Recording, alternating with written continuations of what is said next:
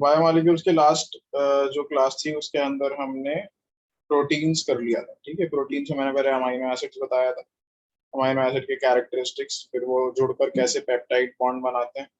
Amino acid दो type के होते हैं, फाइब्रस, ग्लोबुलर। ठीक है, फिर लेवल्स ऑफ ऑर्गेनाइजेशन बताया था प्रोटीन स्ट्रक्चर में, primary structure, secondary, tertiary and quaternary structure. ठीक है, और लास्ट टॉपिक हमने करा था डीनेचुरेशन ऑफ प्रोटीन। तो ये आपका प्रोटीन्स यहाँ पर कंप्लीट हो गया था। अब जो टॉपिक हमें करना है न्यूक्लिक एसिड, इससे पहले दो टॉपिक और दे रखे हैं एनसीईआरटी के अंदर, विटामिन एंड एंजाइम्स। वो मैं चैप्टर एंड में आपको बता दूंगा। वैसे उससे ज्यादा कुछ आ भी नहीं रहा है और वो छोटे छोटे से टॉपिक है, तो वो हम कवर कर सकते हैं बाद में। आज हम न्यूक्लिक एसिड्स करेंगे। ठीक है, सबसे पहले न्यूक्लिक एसिड्स होते क्या हैं? तो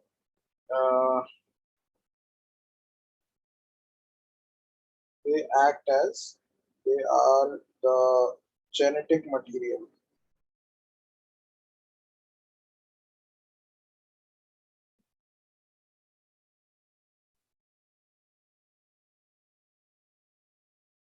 in all living organisms.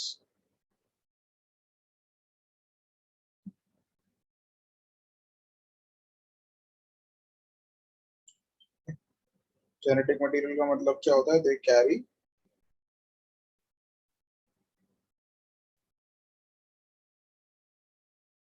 the information from one generation to another, from one generation to the next, या फिर कह सकते हैं हम from one generation to the next,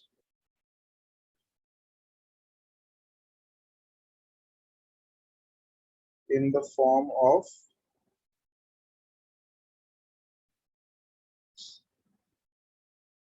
a sequence of nucleotides.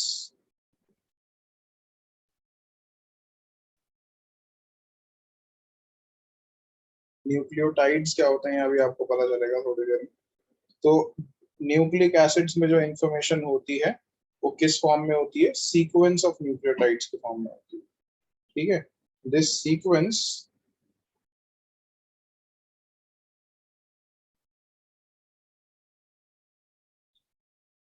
carry the information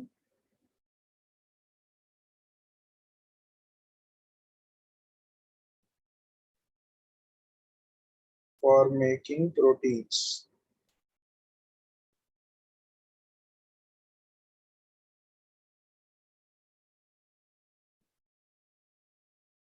That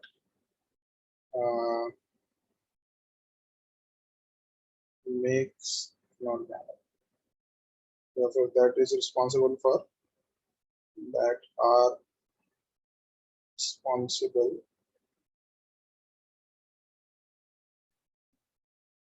for structure and function of an organism.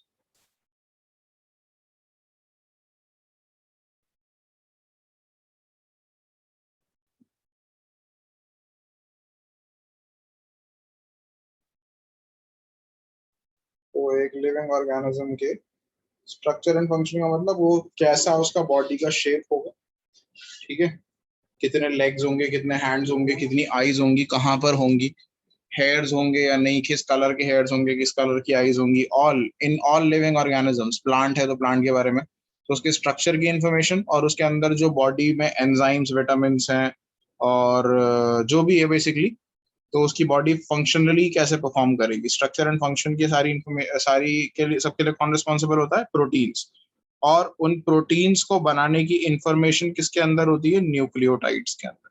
ठीक है, ये nucleotides दो टाइप के होते हैं मेनली आपकी बॉडी में। There are two types of nucleotides,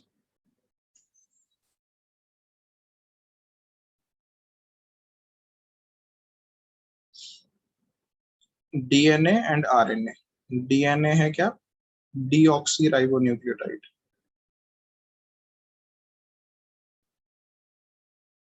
deoxy ribo nucleic acids, nucleotides नहीं, एक्चुअली मुझे न्यूक्लिक एसिड वर्ड लिखना चाहिए था। There are two types of nucleic acids. What are those? DNA, first है DNA, deoxyribonucleic acids, and second होता है RNA, which is a ribonucleic acid. जिसके पास bio है उसे ये बहुत अच्छे से समझ में आ रहा होगा, जिसके पास नहीं है उसको जितना समझ में आ रहा है बहुत अच्छी बात है, लेकिन इस टॉपिक को कर लेना ये बहुत इंपॉर्टेंट है। मैं एक बायो की क्लास भी ले सकता हूँ छोटा सा इसको और क्लियर करने के लिए, अगर बाद में आपको जरूरत पड़े तो। अगर आप बोलोगे तो मैं बायो के लिए भी, बायो में भी जो आ रहा है वो भी पार्ट पढ़ा दूँ, किसी को पढ़ना है अगर कोचिंग नहीं ले रहा है और कंफ्यूजन है जेनेटिक्स में, बायो में कोई भी ऐसा है तो पूछ ले।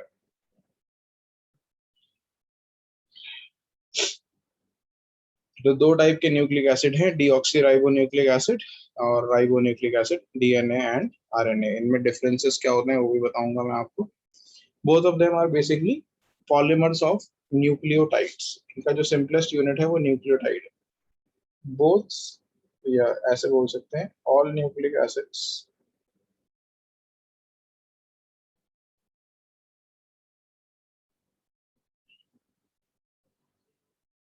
Are polymers of nucleotides.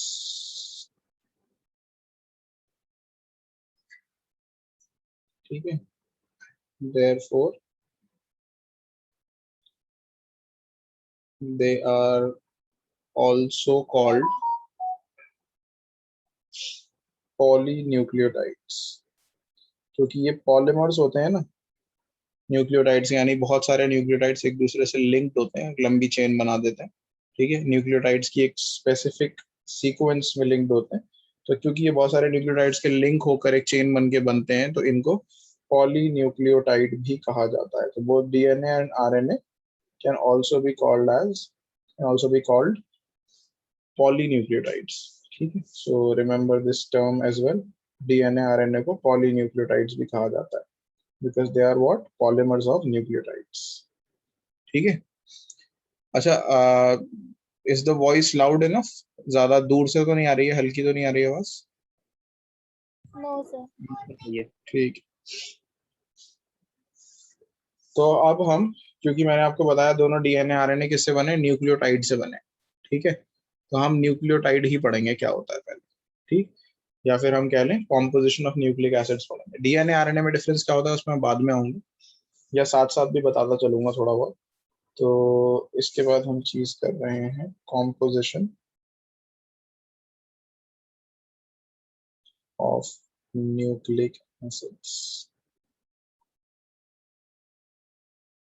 So there are three main components of a nucleic acid. What are those? There are three components of a nucleic acid. अब ये थ्री components क्या क्या हैं? I will tell them with the structure.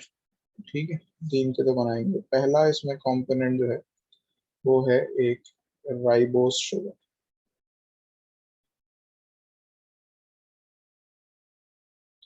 और deoxyribose sugar.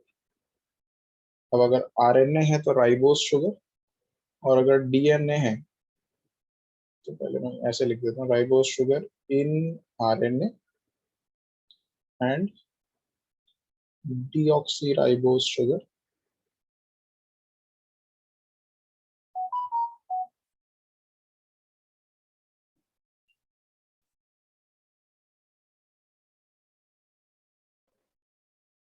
In DNA. अब इनके structure क्या है? दोनों राइबोस और डीऑक्सीराइबोस एक 5 कार्बन की शुगर है, एक ऑक्सीजन एटम है। ठीक है, और ये पेंटागन बना हुआ है इसके अंदर।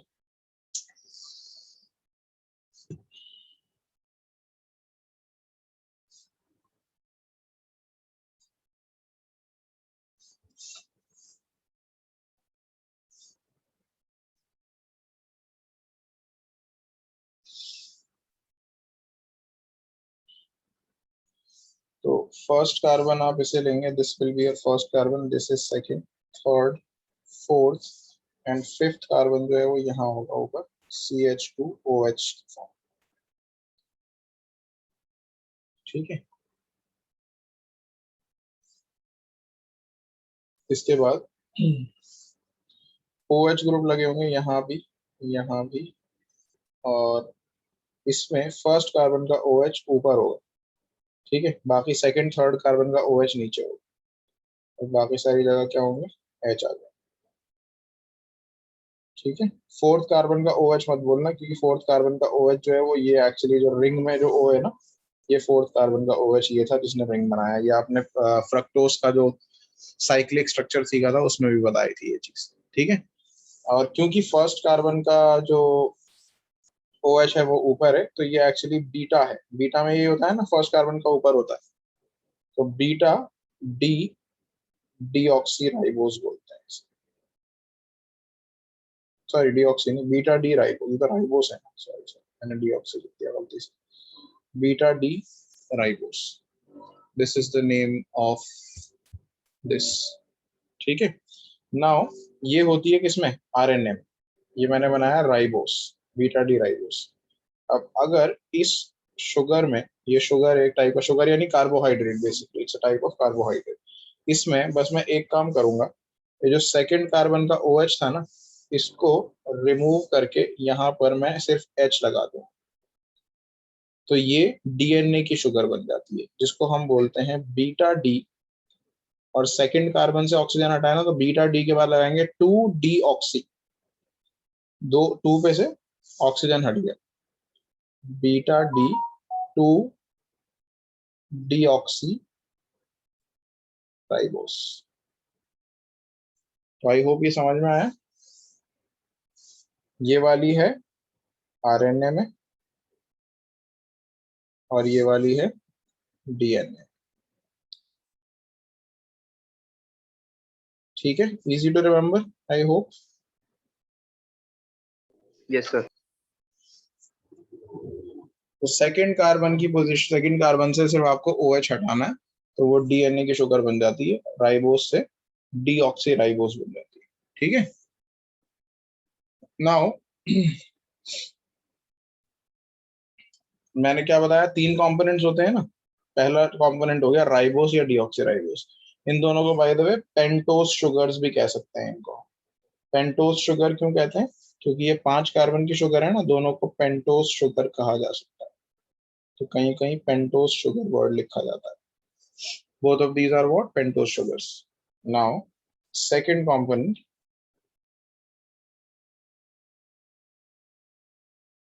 Are nitrogenous bases. अब इनके स्ट्रक्चर दे तो रखे हैं NCERT में आपको, लेकिन वो आते नहीं है एग्जाम, वो आपको करने नहीं। तो नाइट्रोजनस बेसिस जो है ये 2 टाइप की होती हैं। कौन कौन सी होती हैं 2 टाइप, प्यूरीन्स एंड पाइरिमिडीन्स। ठीक है, और प्यूरीन्स फर्दर 2 टाइप की होती हैं, पाइरिमिडीन्स फर्दर 3 टाइप की होती हैं।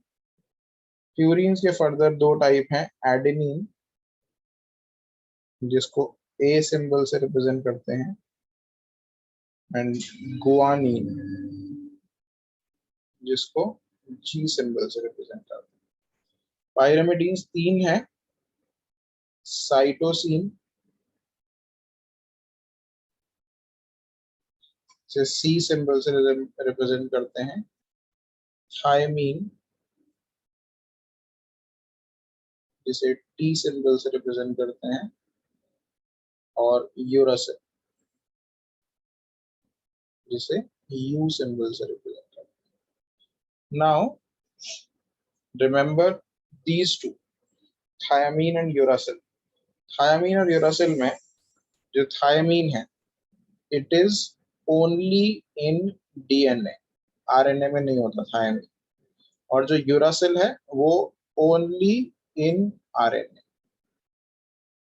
बाकी जो नाइट्रोजनस बेसिस हैं कौन कौन सी, AGC, ये DNA में भी होती हैं, RNA में भी होती हैं, दोनों में होती हैं, लेकिन थायमीन सिर्फ DNA में होता है और यूरासिल सिर्फ आरएनए में होता है। आई होप ये क्लियर है। एनसीईआरटी में आप देखोगे तो इन सबके शेप भी दे, मतलब स्ट्रक्चर्स भी दे रखे हैं, AGCTU तीनों के स्ट्रक्चर्स दे रखे हैं। ऑलमोस्ट सिमिलर से स्ट्रक्चर होते हैं, but you don't have to memorize दो स्ट्रक्चर्स, तो मैं बना भी नहीं रहा यहाँ पे।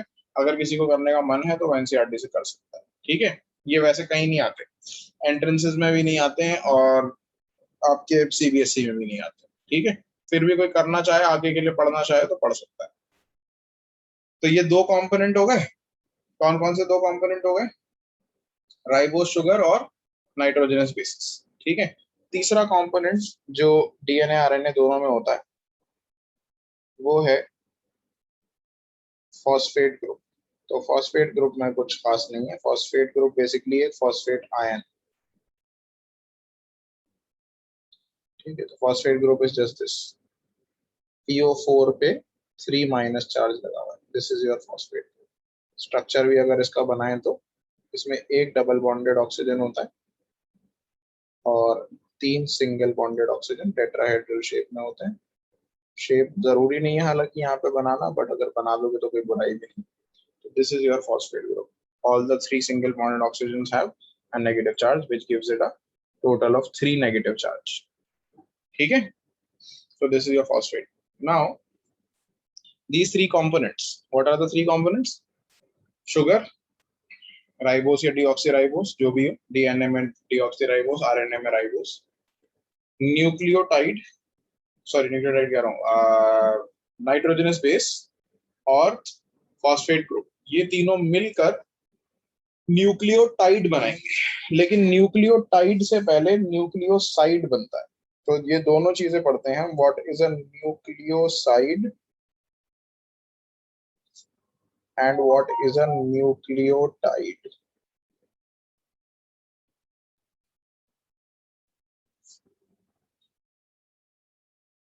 The difference between the two, nucleotide and nucleoside. Now a nucleotide या nucleoside पढ़ते हैं पहले। A nucleoside is a nitrogenous base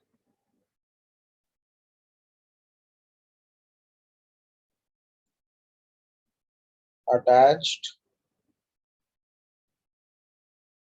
to a ribose or deoxyribose sugar attached to एक minute, attached to first carbon of first carbon of ribose or deoxyribose sugar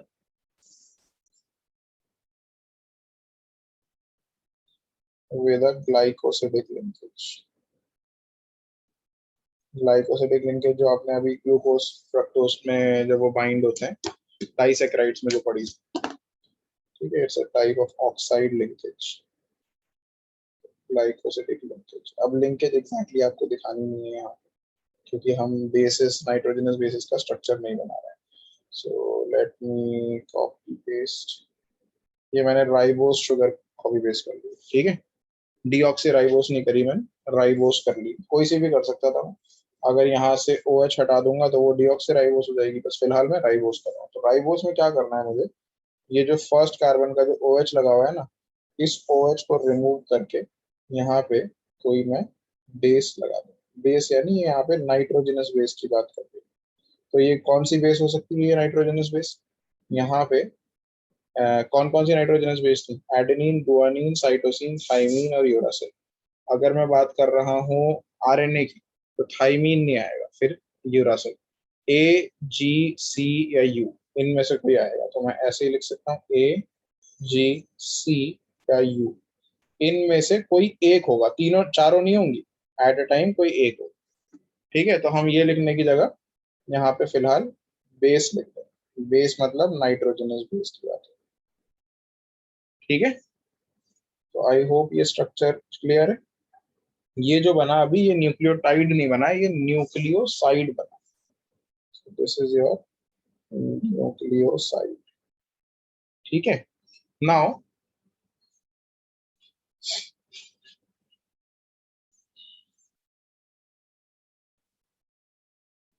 when we add a phosphate group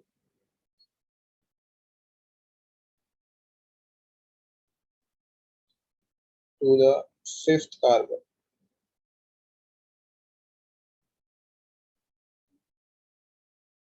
of nucleoside, तो nucleoside के fifth carbon पे अगर हम phosphate group लगा, it becomes a nucleotide।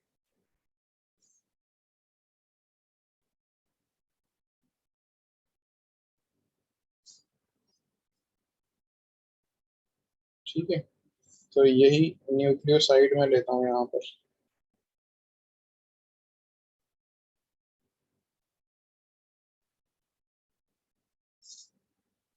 और इसके fifth carbon पे phosphate group लगा देता हूँ। फिफ्थ कार्बन पे कैसे, ये जो OH ग्रुप लगा हुआ है फिफ्थ कार्बन पे, सॉरी कार्बन नंबर 5 लेबल्ड नहीं है इसमें, ये कार्बन नंबर 5 है। फिफ्थ कार्बन का जो OH ग्रुप लगा हुआ है, इस OH ग्रुप को मैं रिमूव करूंगा और यहाँ पे लगा दूंगा मैं फॉस्फेट। फॉस्फेट ग्रुप में क्या था, 3 सिंगल बॉन्डेड ऑक्सीजन थे, ये था फॉस्फेट ग्रुप। अगर मैं टेट्राहेड्रल शेप ना बना के नॉर्मल स्क्वायर बना लेता हूँ अभी, क्योंकि shape is not important here, representation है, क्योंकि यहाँ शेप इम्पोर्टेंट नहीं है। ऐसे था ना, 3 negatively charge single bonded oxygen थे, तो it will use any of those 3 single bonded oxygen atoms. तो ये थी, इसको उठा के मैंने बॉन्ड कर दिया यहाँ पर ऐसे, और जो ये वाला ऑक्सीजन था जो बॉन्ड हुआ है उसका नेगेटिव चार्ज हट जाएगा। ठीक है, 2 ऑक्सीजन एटम्स पे अभी भी नेगेटिव चार्ज रहेगा। तो ये फॉस्फेट ग्रुप ऐसे करके इससे बॉन्ड फिफ्थ कार्बन से। So this is your phosphate group.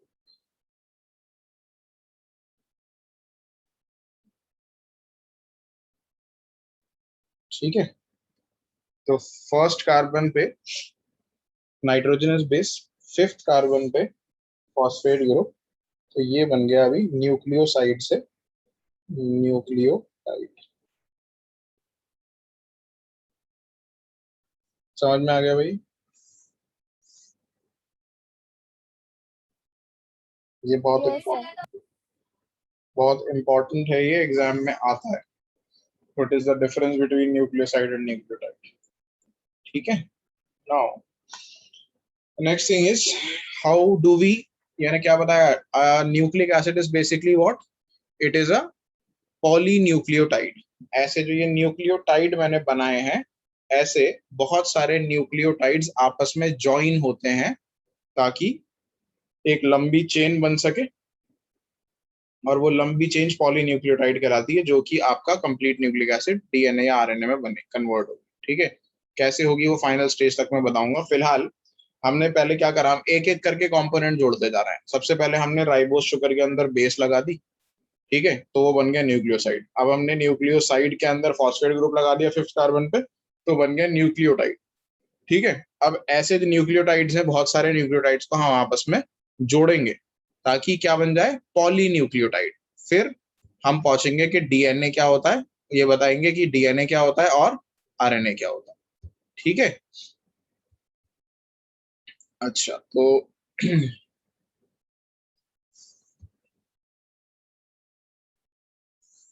Next heading है आपका formation of a polynucleotide chain.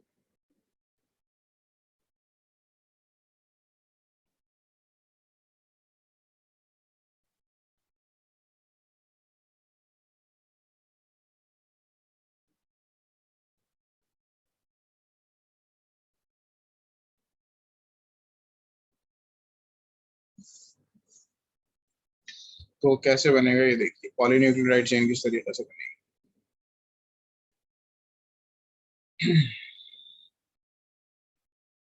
तो ये जो न्यूक्लियोटाइड्स बने हैं ये ज्वाइन होता है, nucleotides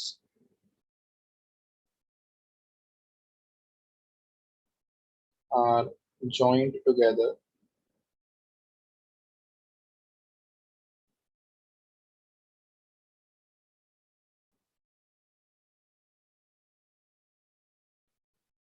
by phosphodiester linkage.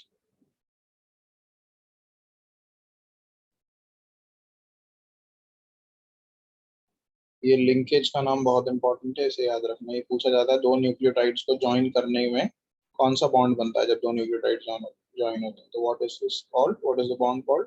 Phosphodiester linkage. ठीक है, between 5 prime and 3 prime carbon atoms.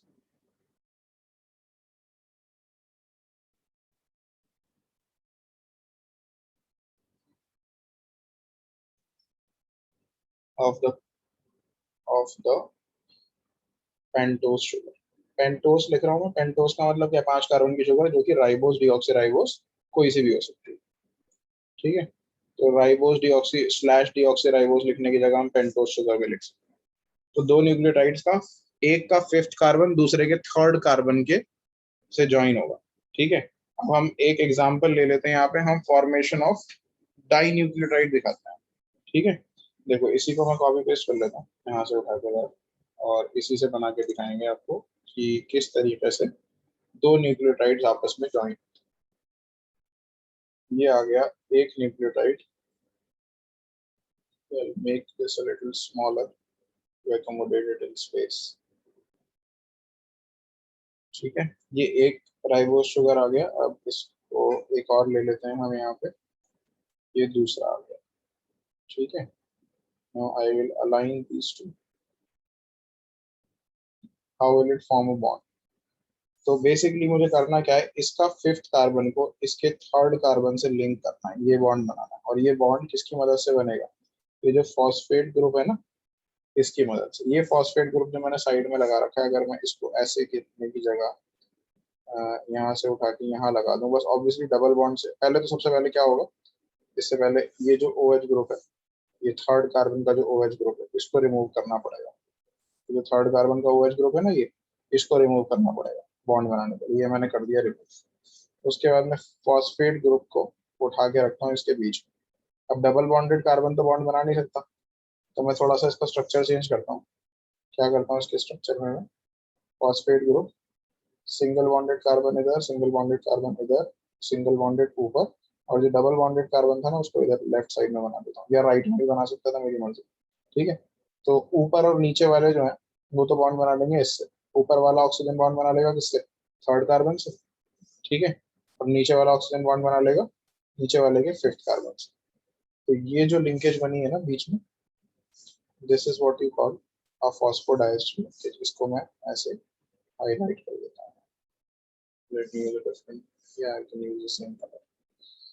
So this link that is being formed between two कौन सी शुगर्स? Pentose sugars.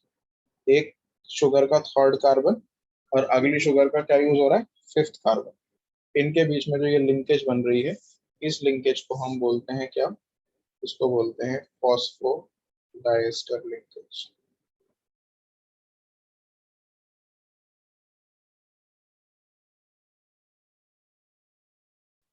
ठीक है, और दो न्यूक्लियोटाइड जुड़ गए ना ये, तो ये क्या बन गया? This is a dinucleotide. ठीक है, आई होप आई बात समझ में आई सबको कैसे बनाए। इसको मैं ऐसे एज अ रिएक्शन भी दिखा सकता हूँ यहाँ पे, instead of doing it like this, let me make it like this. यहाँ पे ऐसे दिखा देते हैं, एंड ये एक प्लस ये दो, ये दोनों अलग अलग थे, बीच में प्लस साइन बनाया हमने, और make it like a reaction. ये रिएक्शन हुआ इनके बीच में और ये बन गया। ठीक है, is it making more sense now? समझ में आया सबको ये? तो आपके दो न्यूक्लियोटाइड्स को ज्वाइन करके हमने क्या बना दिया? Dinucleotide. ठीक है, समझ में आया भाई ये सबको? Yes sir. सर वो ओ नेगेटिव होगा ना? हाँ सॉरी, एक ओ मैं नेगेटिव साइन लगाना भूल गया। बहुत बढ़िया, गुड, वेरी गुड। ये ओ जो है ऑक्सीजन जो सिंगल बॉन्डेड रह गया, जिसने बॉन्ड नहीं बनाया किसी से, इसको बोल रहा है। अगर किसी को समझ में नहीं आया, ये वाला ऑक्सीजन बोल रहा है शायद। ठीक है, ये ऑक्सीजन पे नेगेटिव चार्ज आएगा क्योंकि ये तो किसी से बॉन्ड नहीं हुआ ना अभी तक। ठीक है, तो जब चेन बनने के बाद भी एक ऑक्सीजन नेगेटिव रह जाता है, इसी वजह से जो डीएनए आरएनए होते हैं ना, वो नेगेटिवली चार्ज होते हैं। ठीक है, अगर आप उसका इलेक्ट्रोफोरेसिस करोगे, इलेक्ट्रिकली चार्ज्ड इलेक्ट्रोड्स के बीच में उसे रखोगे, दो इलेक्ट्रोड्स के बीच में रखोगे पॉजिटिव नेगेटिव, तो डीएनए जो है वो पॉजिटिव इलेक्ट्रोड की तरफ मूव करता है because DNA is negatively charged. ठीक है, कैसे बनती है फॉस्फोडाइस्टर लिंकेज समझ में आ गया सबको? कौरा, Yes, साक्षी, sir. तनीषा, समझ में आ गया? Yes, sir. ठीक। अच्छा, डाई न्यूक्लियोटाइड बन गया। ऐसे ही करके इन्हें अगर कॉन्टिन्यूस हम चेन्स को ज्वाइन करते जाएं तो एक लंबी पॉलीन्यूक्लियोटाइड चेन बन जाएगी। मैं उसे हॉरिजॉन्टली बना के दिखा देता हूँ आपको, देखो किस तरीके से बनेगी। ये आपकी शुगर आएगी। मैं थोड़ा ना शॉर्ट में बना के दिखाऊंगा, ऑब्वियसली मतलब पूरा डिटेल स्ट्रक्चर नहीं बनाऊंगा मैं यहाँ पे। ठीक है, इसको ना आप वैसे देखना, ये मान लो आपका, let me make this bigger first.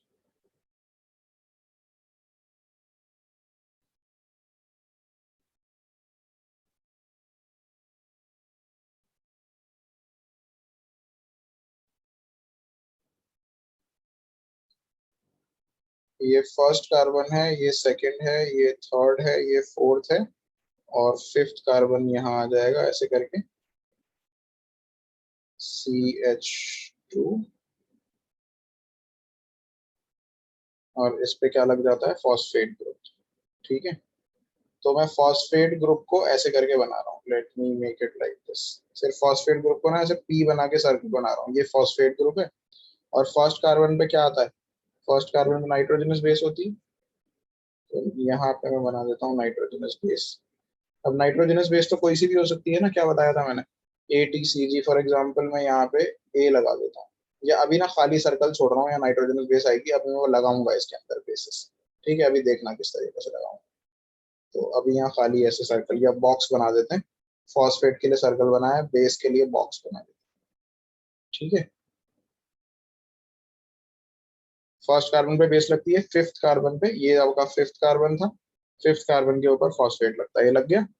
और फिर इस तरीके से ये कैसे कैसे ज्वाइन होते जाते हैं, तो मैं इसको थोड़ा छोटा करके, लेट मी कॉपी पेस्ट, आपकी पूरी चेन बनाएंगे ऐसे। ठीक है, तो इसका फिफ्थ कार्बन क्या होता है, इसके थर्ड कार्बन से ज्वाइन होता है, ये हो गया। फिर अगले वाले का फिफ्थ कार्बन इससे अगले वाले के थर्ड कार्बन से ज्वाइन होता है, ये हो गया।